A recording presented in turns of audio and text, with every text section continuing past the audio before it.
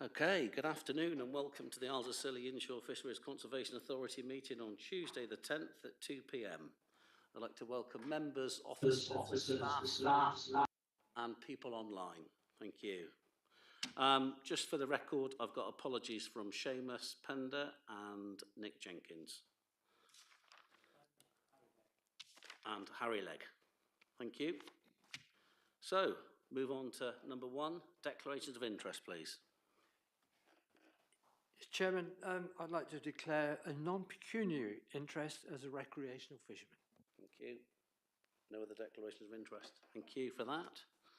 Number 2, to accept the minutes held on the 22nd of October, please. Is everyone happy with the minutes? Yes. Yeah. A proposal, there a correct record?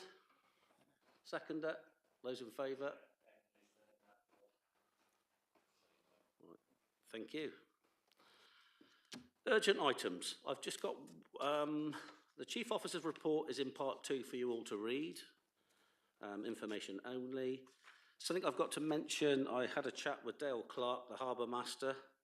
There's a new thing out called Waterhaul, and it is to recycle the end-of-life fishing gear. It's an ongoing project, and it's a fantastic project. And what happens to the fishing gear at the end of it when it goes to where it goes, we'll get information of where it's being used and everything else. So it's a good project. It's just taken off, but I'll update you more at the next meeting. So that's all. Thank you. Moving on to part 1, reports for a decision. The budget monitoring, and I'll hand you over to Colin. Oh, thank you, Chair. Probably you'll probably hear this quite a lot now. It's a short reporting period, so there's not actually much to report on here. The budget is pretty much as similar as it was at the last meeting in October. The only real change in there is that there's a now slightly reduced forecast for transfer to reserves at the end of the year based on current situation. There is a little bit of expenditure to come from that. There's a little bit of equipment, and there'll be some legal expenses as well. Other than that, nothing major. Thank you. Any questions on the report?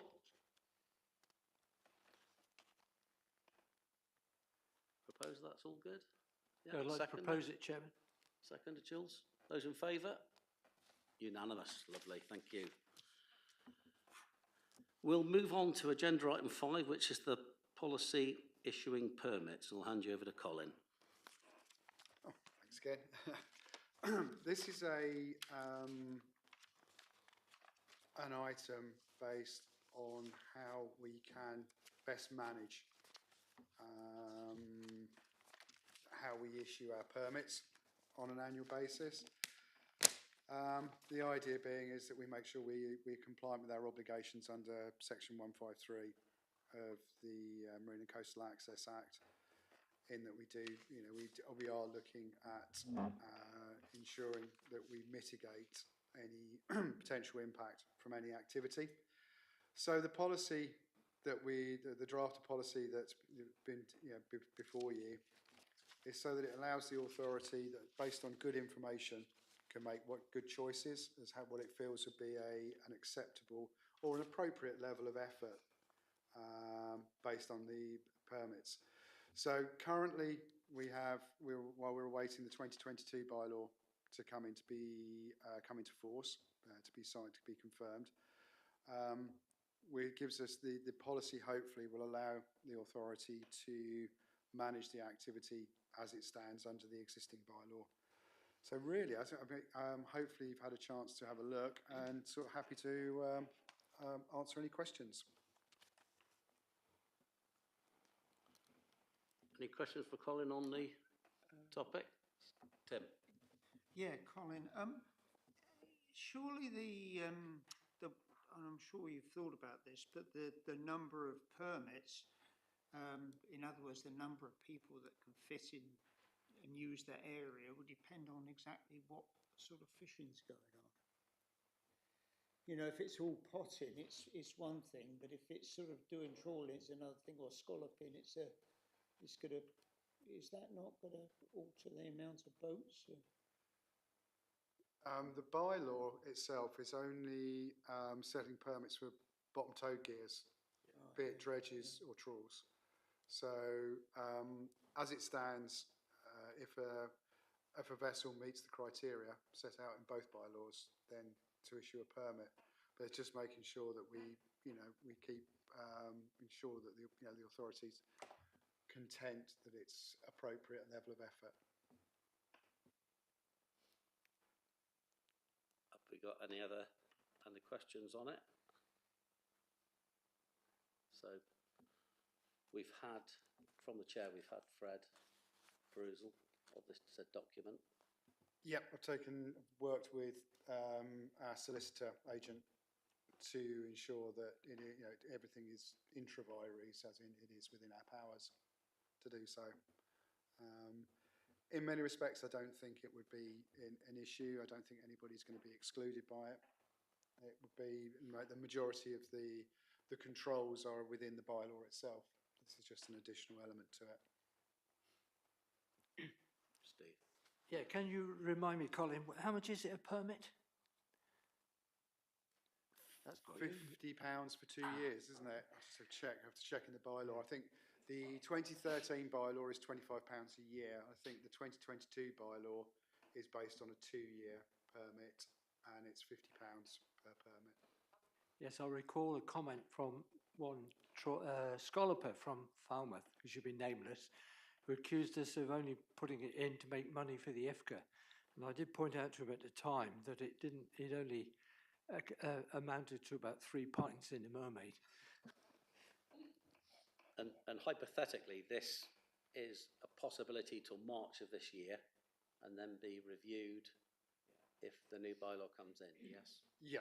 So any permits, superseded, any permit issued is only valid until the 31st of March of the following year. That's set out in both bylaws. So in the current 2013 bylaw and in the new one as and when confirmed. So then if we do issue a permit before 31st of March, it would just be the one as per this policy. And then hopefully we can use the existing studies as a baseline, the work that's been carried out so far by Plymouth University. That will provide us with a good baseline from which we can compare subsequent from any future surveys from that. Jules? Yeah, just further to what Colin was saying, just for information really, Natural England's currently having discussions with DEFRA and the Marine Impacts Evidence Group to look at bidding for some funding for the after side of the survey work that Emma, the Plymouth University team, and Tom and everybody collected the data before. We're putting a bid into DEFRA for the after, so we will keep you updated and work closely with Colin on that. Thank you for that. Any other questions on this agenda item? No? So, have we got a proposer for it? Steve, a seconder? Those in favour? Unanimous. Thank you very much for that. We'll leave this one in my hands. So it's the review of the Scilly Constitution. I know we've got members missing, so I haven't had a response from them, which is a shame. But members around the table, have you had a chance to read the Constitution? Are you happy with it, what's written? Steve? Yes, Chairman. I'm just interested in what changes were made from the previous one that we agreed on. Yeah, can do, yeah. There's no changes at the moment in the Constitution. I think it's section 5.3. It just says that the Constitution will be reviewed annually. Yeah. So this is just bringing it forward for review. There's nothing has been changed.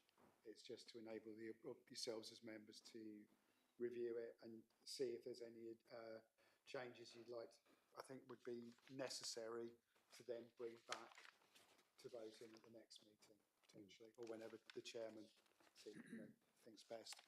So basically a paper exercise. Well, but it's all necessary one, unfortunately. It is a copy there for everyone to have a look at, and I think it's worth a read, so we know our terms of reference. Okay, that was all, basically. So, is everyone happy with that? Can we propose we're going to accept them, yeah? A seconder? Those in favour? Unanimous, lovely. Thank you very much for that.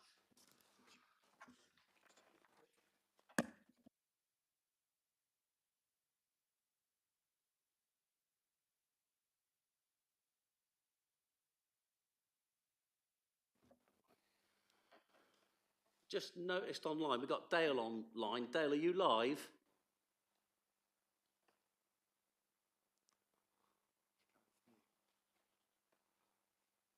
Oh, the speakers are off on the PC. Volume's off. So he's not there for talking to, no? Should hope so, because otherwise Phoebe won't be able to. Yeah. I just noticed the speakers Yeah. across. All it was, just because I noticed Dale come on, I just wondered if you wanted to give us an update on the waterfall. But, okay, we'll come back to that in a minute.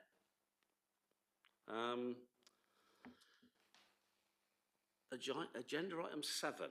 I'm going to invite you to speak to Phoebe. It was a pleasure meeting you when you were over on Scilly. You were here for the 2 weeks. I think you got a good response from a majority of people from all walks of life on Scilly, which must have been very interesting for you. So I'll hand over to you. Thank you. Yeah, thank you. Well, thanks for having me down there. It was lovely, and I would really like to come back. I'm just going to share my screen, if that will work. Can you see my screen now? I don't know. Can you see that at all? Yeah. Sure. So as I think most of you in the room know, Ainsley and myself were down in Scilly's working on a project for balance management, and that's run by Newcastle Uni and funded by Natural England as part of DEFRA's MNCEA, Marine Natural Capital. So yeah, we were looking at how to build a framework for balanced decision making to support IFCAs. So just as an overview, it was looking at the different sections like social, environmental and economic, and something we also highlighted was the overriding consideration of governance. And the aim of this whole project was to support transparency and accountability to create informed decisions for sustainable fisheries management. So as you will mostly know, we were carrying out interviews, and we had 26 interviews, 9 of which were with IFCA committee members and then 17 with other stakeholders. And I think, as you all know, being on the islands, there's lots of people who can speak to many different narratives. It's not just one person and one job, it's a few different things. So there's a whole range of stakeholders there. And then the second part of what we did was transcribing the interviews to extract a list of considerations and then organizing those into key themes and then measurable considerations. So this is just the very, very high level key themes under each of the environmental, social, economic and governance. I think none of these ones in this level will be a surprise to you.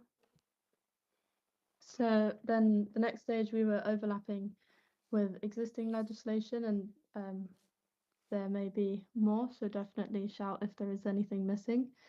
But this was mainly to highlight areas where existing legislation may overrule particular decisions within the IFCA and how overlaying that with the considerations can help support the decision making there.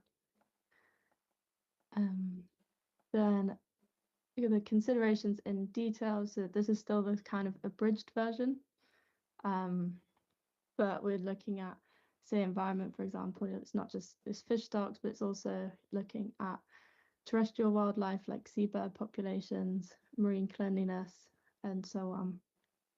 So to take this into a bit more detail, we'll just look at one of them. So at the moment, we've got a table which has the full list of considerations, and it would just be a bit of an eyesore to run through in this meeting, but we can send it to you as well so you can have a look at it properly. So yeah, this is just the economic side and looking at commercial fishing business viability. So there are also other sections within this, so covering income, safety, expenses, adaptability, supply chain infrastructure, material asset value, and then also employment opportunities. And these have all been framed as questions so that we can add a level of scale to this, which we've sort of overlapped with the existing model used in Cornwall Council for their decision support tool, which you may be aware of.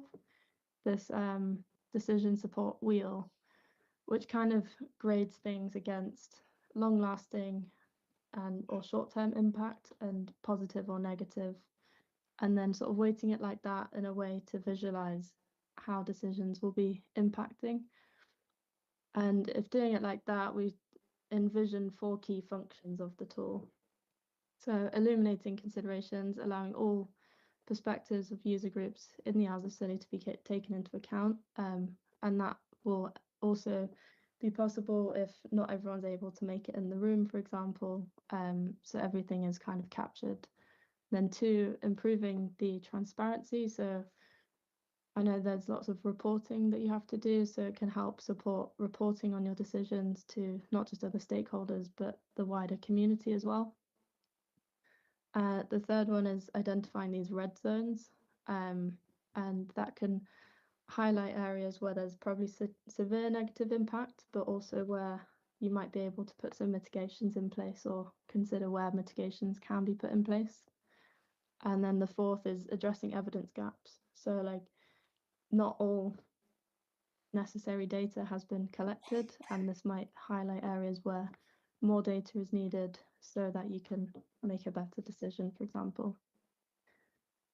And where we're at the moment with the project, Ainsley, myself, or Newcastle Uni have now handed over to a company called Bays Consulting to carry out part 2 of the project. And they're basically taking our long list of our table of considerations to put it into a visual format and modelling, add some level of modelling coding, which is far beyond what I understand. But it will become a bit more of a usable tool, and they are probably aiming to deliver that the month, I'm not sure, but I think it's early next year. But one thing that would be good to highlight and ask you all is, with their model, they would like to run an example action. So yeah, an example action that they can then run through their model that would make sense. So if you have any in mind, that'd be really good, and I can feed that back to them. But yeah, any questions? Sort of a very quick run through. Steve? Yeah, thanks, Chair. Just a quick one about the decision wheel. Did you find that particularly useful tool to use? The reason I ask is I've been trying to get the council to adopt one for the last 5 years unsuccessfully, because they keep saying we haven't got the resources, but it's such a simple thing to use. Yes, personally, I've never used the Cornwall one. This was just found from online, but it seemed pretty straightforward in the way that they explained it.